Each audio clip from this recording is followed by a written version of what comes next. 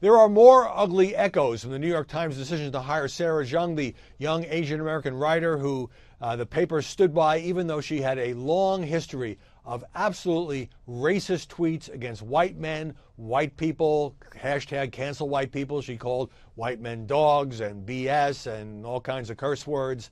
And the paper had argued, and Sarah Jeong had argued, that she'd made a mistake. She regretted it, that she, as a young Asian American, had been the target of a lot of online hate, and that she had slipped into the practice of adopting those despicable techniques by imitating those who were going after him. And there were a couple of examples of how she had been abused.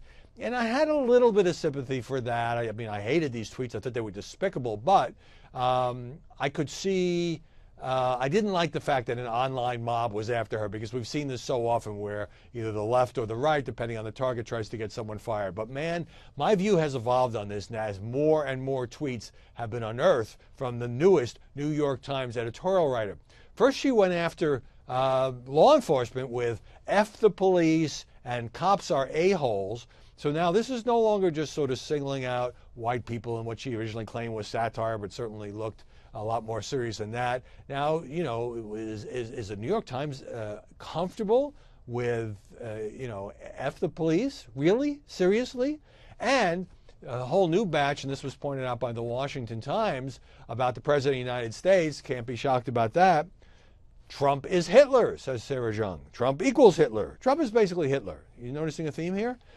Was Hitler as rapey as Donald Trump? I was equating Trump to Hitler before it was cool. Now, can you imagine the Times hiring anybody who used that kind of language? I mean, comparing President of the United States to one of history's greatest mass murderers against a Democrat, a liberal. I mean, would the Times be offering these justifications? That person would be gone before you know it, before you could blink.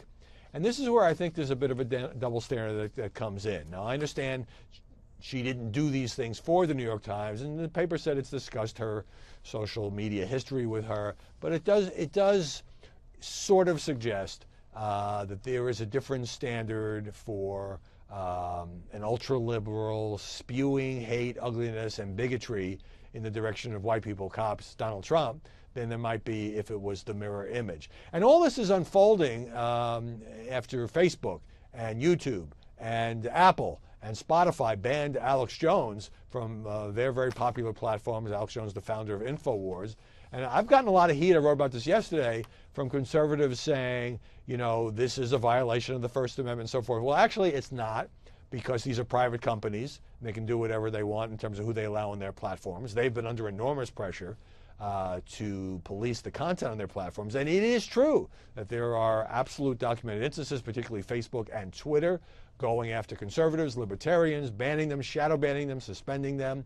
Facebook and Twitter have acknowledged this. They say they're trying to do better. But I think it would be a mistake to say, you know, that Alex Jones is being kicked off because his views are too conservative. It's because he peddles conspiracy theories like the Newtown, Connecticut school massacre never happened. There's litigation on that. Like the Pizzagate conspiracy, you know, child sex trafficking ring tied to Democrats here at a pizza place in Washington, never happened. He ended up apologizing for that one. That's the reason he was banned. We can debate whether or not that was a good idea, but he still, you know, he can still have his online show and reach lots of people. Obviously, his reach will be curtailed if he can't get on these popular platforms. But when you compare that to the New York Times, which did unhire somebody just a few months ago, Quinn Norton, whose history of tweets went after gays, it just makes you wonder. I don't like the online mob mentality, but I sure don't like the ugliness and bigotry that some people feel comfortable spewing, and then they get rewarded with prestigious jobs.